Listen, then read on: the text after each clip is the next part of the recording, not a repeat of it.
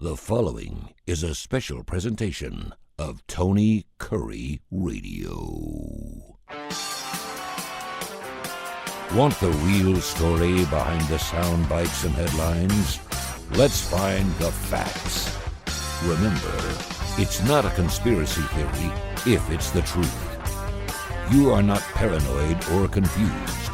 You just need to know. Hey everybody, Kip Kiefer, AWOL last week, and I apologize. Hopefully you've checked out some archived episodes in my absence. This organization, TKR, driven by Tony Kurre, you're not supposed to take days off, but he granted me one last week. Was goofing off down in Florida. Always love getting down there in the springtime, especially when it's on the verge of baseball season. Had a great trip and went to 3 spring training games and a couple of days with all admission here on the line. Went to a couple of days at the horse races at Tampa Bay Downs, which is another one of my kind of guilty pleasures. Love being around the atmosphere of it's kind of a throwback in this day and age, but love watching these thoroughbred athletes compete and having a little action on that, and just the atmosphere, the racetrack. It was kind of where I was brought up. My dad was taking me to the track when I was still in diapers, I think, and I always joke that I was better at picking winners than he was when I was in the second grade, but that's another story. But it was just a great getaway and a lot of fun to the spring training. And I don't know how many of you are into baseball, but you ought to see these unbelievable complexes these major league teams are building in Florida now. Just state of the art, these fabulous new stadiums, all of these workout facilities. Used to be that players would rent houses or apartments or stay in like college dormitories, all this makeshift stuff. Now they have complete facilities. They're like little small towns where these teams report for spring training, and it's just a phenomenal atmosphere. And I got to tell you, going to major league games, it's completely different because you're so close to the action here in these smaller stadiums. I mean, they're state of the art. Don't get me wrong. They're not rinky dink at all. Especially the brand new complexes for the Baltimore Orioles in Sarasota and the Braves down in Venice, Florida. Just phenomenal facilities. But the players are right there, right next to you, pretty much. I decided I'm a spoiled brat at this point in my life because I've had the opportunity to sit in some real premier seats in recent years. And I just can't see myself going to games now and not sitting in a great spot. So anyway, that's where I was last week, and I apologize for being out of action. I had a whole lot of stuff that I wanted to talk to you about today, but of course, that got preempted. Just like our Saturday morning show, the starting lineup got preempted this week on ABC 3340 here in Birmingham. You can see it on YouTube TV and right here on TKR, because we did put a show together that did not air because our president has this bad habit now, and it's not a bad habit what he's doing, of overthrowing some of the most evil, corrupt dictators in the world. I just wish he would pick one of the other 6 days of the week to do it. Twice now in the calendar year, he has taken out a sinister dictator. Of course, Maduro, at least he lived to tell the tale. They just snatched him up and brought him back to the U.S. and threw him in prison. But the Ayatollah on Saturday can't say that in Iran because he wound up with a Israeli or American-made missile in his backside, and that was the end of him. But these occurrences on Saturday morning. I wish Donald Trump would fall in love with Wednesdays or Thursdays so we can air our television show. But that's just a minor complaint, and I am kidding, of course, because we have to talk about this. Nothing else in the headlines even compares to what's going on right now, what's unfolding over in Iran as things continue. The bombing raids continue. The complete elimination of the most evil empire in our world over the last half a century and even beyond that. I mean, this goes back. Iran is the modern day equivalent of what used to be the Persian Empire. And the Persian Empire goes back all the way back to the time of the ancient Greeks and the Romans and the development, the Alexandrians, all of the ancient societies that competed for world domination for many, many years. You know, the Greeks had the epic showdown battle with the massive million-man Persian army back, of course, the movie 300, depicting those brave Greek soldiers fending off this horde of Persian soldiers under the evil Emperor Xerxes. Really great stuff. And so this is an empire that has really existed to be pardon my French, a giant pain in the ass for the rest of the world for many, many centuries. The modern day equivalent was, speaking of many, many centuries, this government was, of course, in the late 70s, was seized by fundamentalist whack jobs who were still basing all of their beliefs on 8th century theology, this archaic, outdated, ancient view of the world where everything is counter to what all of us in America fought, and a lot of our descendants or descendants, I mean, fought and died for. But this ancient world of men being dominant, women not having any role whatsoever in society except to serve their husbands and have children, not allowed to be out in public. If they dare show their hair or reveal their beauty, you know, they're subject to be turned over. And this is absolutely true. It might sound ridiculous, but in Iran, there is a branch of their law enforcement that is basically the morality police. Neighbors rat on women that go out and are inappropriately attired or not escorted by a man, or God forbid, part of their hair is exposed. They have to wear the head covers at all times. All of these ridiculous, ancient kind of philosophies, the worst of which, of course, is if you don't believe in their religion right down to the very last detail, you are not fit to live. And that is seriously what it says in the Quran, that if you are a non-believer, you are an infidel and are not really privileged to even have a life in that role. So this is what these people believe. This is what these clerics, they're called, these ayatollahs, these mullahs, whatever word you want to use for them, these religious nut jobs have had control of this country since the overthrow of the Shah of Iran during, oh, surprise, the Jimmy Carter administration, which was one of the weakest before the pseudo administration we endured from 2020 to 2024. Sleepy Joe Biden, the two worst presidents in the world, in our history, I should say, who really wrought their legacy on our current and modern day situation. Of course, the Iranian hardcores seizing the government back in the late 70s immediately took almost 100 Americans hostage and held them for 444 days. I mean, think about that. That is far more than a year.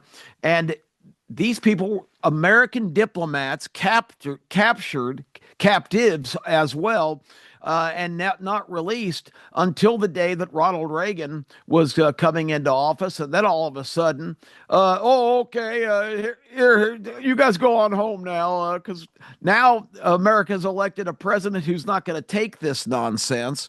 Of course, Carter tried a couple of rescue missions that were a disaster.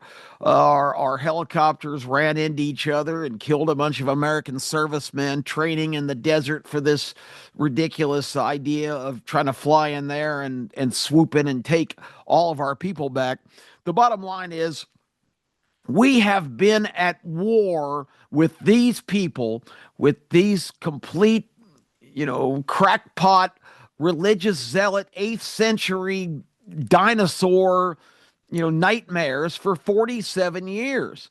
And now, finally, we've got a president in the White House who decided, I'm the leader of the free world. I'm going to deal with this. And he also is watching the back of our greatest ally in the world, Israel, under Benjamin Netanyahu, another really tough as nails leader who has stood up to all of the threats that Israel has endured for their very existence. When Iranian radicals march in the streets and yell death to America and death to Israel, this is certainly, with the geography, an existential threat to Israel and ultimately to our own country. That's why Donald Trump took the action back in the summer of Operation Midnight Hammer, when the Iranians were on the verge of developing a nuclear weapon. And think about the implications of that. The most evil, archaic, just absolutely whack job country on earth, who is capable of anything, still operating on, this is the 21st century. So 13 centuries ago, doctrine and rules and regulations and religious requirements that they espouse, they're going to have a nuclear weapon. These people are crazy. They don't consider the implications of their actions. I don't think they would have stopped and even thought about the implications, even though it would have meant immediate annihilation of their country. If they had just lobbed nuclear weapons at Israel, they would have achieved their great goal to wipe that civilization and that race right off the face of the earth. And you just could not have this complete nightmare scenario of them attaining these weapons. So Trump getting security reports from Mossad, which is the most effective undercover secret. I'm looking for the word. I'm sorry. But basically, they are the best intelligence service on the planet. And they are so thorough and they are so embedded, and they have just absolutely derailed so much of this evil Iranian network that's happening in the Middle East. It is not just a situation where it's Iran by themselves. All of the trouble spots in the world, Hezbollah and Hamas, the Houthis, all these different people that were funded completely by Iran and their oil riches for many, many years. Almost all of the major terrorist attacks in the world have come from this one country. So them having a nuclear weapon, absolutely not. Can't do it. Hezbollah, of course, also directly responsible, completely funded and managed by Iran. Hezbollah, based in Lebanon, of course, was responsible for the just god-awful situation of our Marine base, where they killed 220 some odd Marines in one bombing situation. One of the most giant catastrophes and loss of life that our military has sustained in our lifetimes. Outside of wartime, this was just a terrorist attack that wiped out so many of our youngest and finest warriors and future stars in our society. The Iranians, the blood of those Marines' hands directly on the Iranians' hands. So, bottom line is almost all the terrorist organization, all the mayhem in the Middle East has been caused by this corrupt state for so long. And it was just time to draw the line in the sand. After we wiped out all of their nuclear situation and set them back years and years, they had already moved some of the enriched uranium that's necessary to make weapons, and reports were from the most reliable intelligence source on Earth that they were right back in the business of trying to resurrect that program, despite the unbelievable damage done to that massive compound that they had built underground, and not to mention the fact they were spending all of their proceeds recently in, okay, our nuclear situation has been waylaid, so we're just going to pivot to ballistic missiles, powerful missiles, because all of their counterattacks on Israel and other places that are secured by the United States in the Middle East were being thwarted by these defensive missile systems that knocked their incoming right out of the air. Remember, back in the summer, they launched, I think it was 111 missiles toward Israel, and only two even got through and did minimal damage. Like 109 out of the 111 were knocked out of the sky by these anti missile systems. Well, the Iranian solution to that was, all right, we're just going to build thousands of these things and not launch 100 at a time. We're going to launch 2,000, 3,000. We're going to overwhelm the system. We're going to get a lot of our missiles through. And they already had some initial success with this when this past Saturday morning, this attack happened in broad daylight. They didn't see it coming. And of course, the first place attacked was the Mossad provided intelligence that all of their major people, including the Grand Supreme Leader, 86 Khamenei, was on board in their central operations building, and I think they dropped 24 bombs on that and wiped all those guys out, including the Ayatollah himself, 86-year-old, who I had just heard a soundbite 2 days before, and of course it was an interpreter. He was just babbling away in whatever ancient language that they speak, but. And again, pardon my descriptive, but it's the only way to put it. This guy on the verge, with the most effective intelligence agency in the world, Mossad, breathing down his neck, and the United States with their entire fleet of warships and planes deployed in the area. This guy, as late as Thursday, before he met his maker, whoever that is in that religion, on Saturday morning, this is like the next to last day of his life, this guy is talking serious shit like he's just some badass. The Americans will regret ever messing with Iran. We have the guidance of our great leader, and I guess Muhammad was counted on to provide their missile defense system, but it didn't work because Khomeini and many of his top government officials wiped out in that bombing.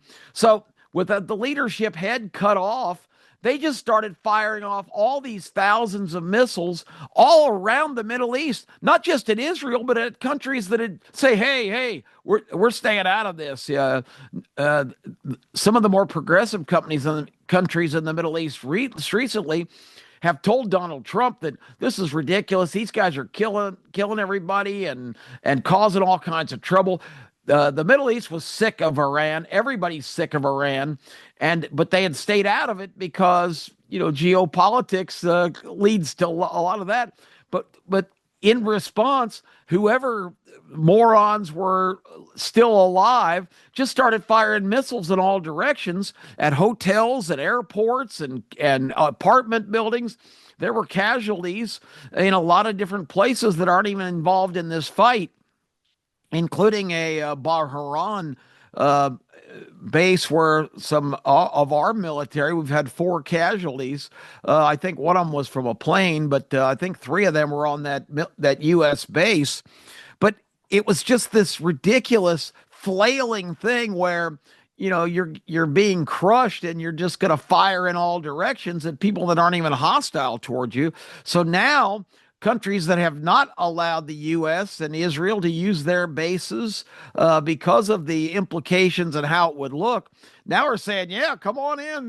They're firing missiles at us. They're killing our civilians."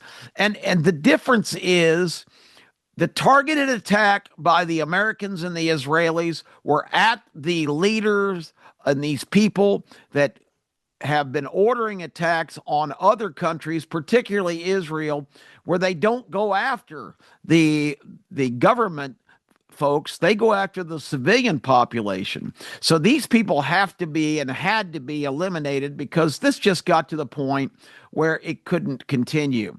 And of course, you've got right now raging controversy in Washington today. The Democrats, of course, this is outrageous. Trump had no authority to do this. He has to get permission from Congress to make this happen. This is an outrage. This is an abomination. This is a sovereign nation that he's attacking. We heard it when he went and snatched Maduro out of Venezuela. These people, the Democrat administrations, here's the difference, folks, of a leader and somebody who knows what needs to be done to take care of business, and these politician professionals who are only concerned with being in power. Because before they would do anything, we get in these messes where we get to this point where it has to be done because their tactic would be, okay, this is a bad situation. Let's put together a committee and hire some consulting firms. Let's get all of the facts together and do this comprehensive study about how we should react here. And it takes a year, 2 years, 5 years. It costs millions and millions of dollars. They have a complete report. And the main thing they're looking for is what are the political implications if we do this, if we attack this country and we take the right action, or if we do nothing and try to appease them. And many times, while all that's going on, Iran got to within last summer, just a few weeks from having their first nuclear weapons ready to deploy, because the Democrats under Clinton and Obama and Biden had placated them and appeased them, just trying to stall and buy time instead of taking definitive action, because it could have been politically unpopular. And that's the difference between leadership and bureaucracy and partisan nonsense, because I've told you many, many times, the Democrats could give a happy you-know-what to mine and your security and your well-being and your economic prospects. All they care about is retaining power, because if you retain power, you have control of all of the biggest enterprise, most successful enterprise in the history of the world, the American government, which is unlimited supply of money, and with money comes control, and with more money comes permanent control, and that's the only agenda. They do not exist for what's best for American citizens or best for the citizens of the world. They exist to maintain power, and that's what a elitist left-wing philosophy. This is not the Democrat Party of your past or your parents' past or your grandparents' past. This is a radical left, completely influenced by global forces. This is not the Democrat Party we knew. This is the new American socialist, Marxist, yes, communist party. And every American better wake up and realize when you vote for Democrats, even ones that might be from your town or people that you might know, when they get to Washington, they get all in the same bucket, because maintaining control, even if it's against their philosophy, is still more important than representing the people and doing the right things. So just food for thought. And I've got to take one more shot at this organization, which I frequently highlight. Of course, on Saturday afternoon, couple hours after all this started in Iran, the UN Security Council has an emergency meeting in New York City. All of these fat cat diplomats from all of these countries in the world just gravy train off the hospitality of the United States, having this big grand, United Nations building in New York City with all the amenities, diplomatic immunity. These people can do whatever the hell they want because they're representing other countries. But what's the first thing the Security Council does? On U.S. soil, condemn the United States and Israel for taking this action. This is just outrageous. The Russians and the Chinese, who are partners with Iran, who are both only railing because of the fact that Iran is one of the main suppliers of energy for China and an economic engine for a lot of their nefarious activities. But Russia, also a big Chinese energy partner, sending their oil to the Chinese nation. But all of them have their own agendas. Russia has been in league with Iran for the last few years, having big deals to build, like nuclear power plants, but also supplying them with a lot of the materials they need.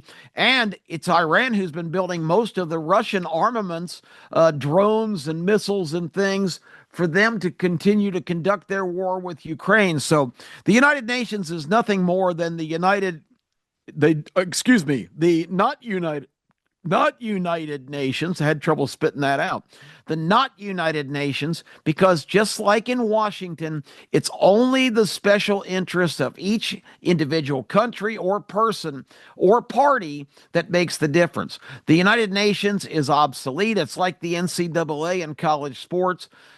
Get everybody out of the building, send all these people home, run them out of New York, put some explosives at the base of that, bring it down like an old Las Vegas hotel, because it's obsolete and it's a waste of time. It's a bunch of blowhards with their own agendas. Nobody cares what's best for the citizens of the world, their own countries. It's all about power and control, and that's what you got to remember. So when you hear anybody say Trump took action when he should not have taken action, Trump once again has taken a big step here of preserving peace and prosperity in the world, and he's got the overwhelming. Before you criticize him, remember, and others in his government that have been fantastic, like Marco Rubio, remember, they have virtually the support of the entire Arab world in the Middle East. They're all sick and tired of Iran being a giant pain in the rear end. They're sick of them killing their citizens,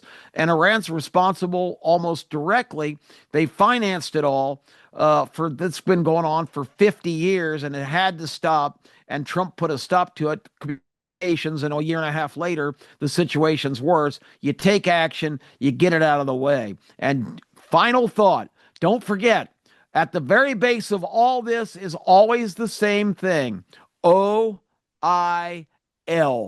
Oil drives everything in geopolitical politics, in world politics, in local politics. It's all about energy. It's all about oil. Oil is the lifeblood, the driving force, literally, of this entire world. And everything that happens in the world in geopolitics has to do with oil and energy. The raid on Venezuela, taking Maduro out of there, that is the richest property in the world for production of oil. And the Strait of Hormuz, which is the passageway to about 25% of the world's oil through the Middle East, which is controlled by the Iranians, has to be maintained and opened up to keep prices stable. Energy drives everything, all the prices, all of our futures.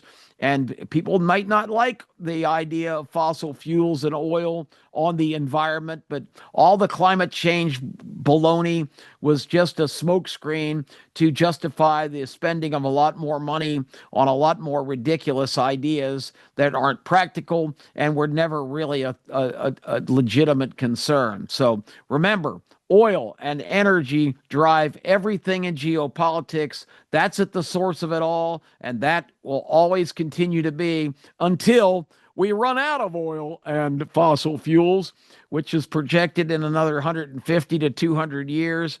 And so somebody better develop some leadership skills to come up with an alternative, because our people in our children's children, I guess great grandchildren, are going to have to face that issue when the world runs dry of that bubbling crude that has driven this world for many, many years. That's Need to Know this week. Support your president. God bless America. Support the elimination of evil from the planet, because believe me, the people in Iran are dancing in the streets now. There's wild celebration throughout the Middle East. The only people complaining about it are the Democrats, the Socialist Communist Party here in the United States, because anything Trump does, they're against. So keep that in mind when you hear these dissenting voices speaking and spewing their nonsense on your local news broadcast. I'm Kip Kiefer, back next week with another Need to Know.